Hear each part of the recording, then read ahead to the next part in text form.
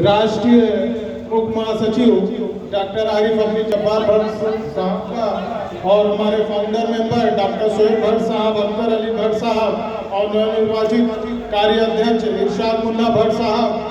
दीगर तमाम अपने भाइयों का, आए हुए लोगों का बहुत शुक्रिया अदा करता हूं कि आप लोगों ने मुझे मौका इनायत फरमाया कि मैं आप लोगों के बीच इज़हार ख्याल फरमा सकूं।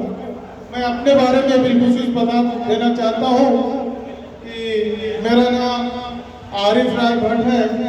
और मुझे इंजीनियर आरिफ से फेमस करने वाले डॉक्टर शोएब भट्ट साहब हैं।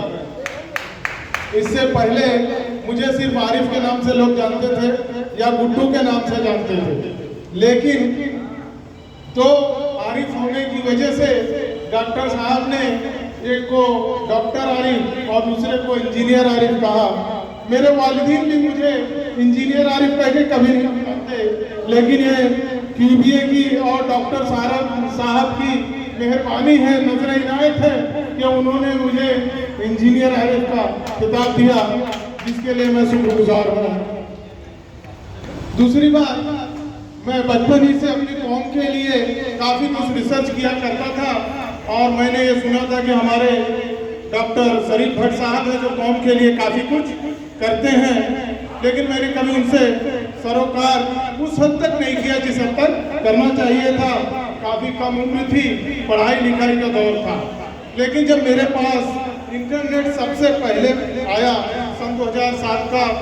समय था, मैंने अपनी कौम के बारे में सबसे पहले सर्च किया।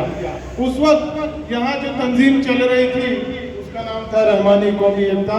संघ। हम उसे जाना करते थे कि कौम के बारे में काम किया करती है। डॉक्टर शोएब भट्ट साहब भी उसके एक मजबूत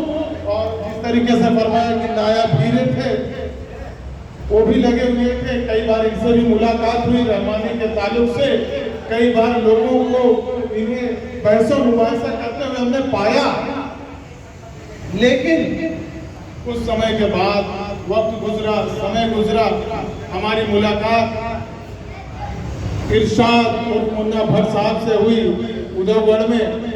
और उन्होंने हमें कहा कि आप एक बार गुंडी आए। हम गुंडी आए, हम उन्होंने भट्ट नाम के बारे में जिक्र फरमाया, हमें बहुत तसल्ली हासिल हुई और डॉक्टर साहब के पास गए और डॉक्टर साहब ने हमारा इंटरव्यू लिया कि भाई शहनाई हाल में प्रोग्राम है, आप कुछ बयान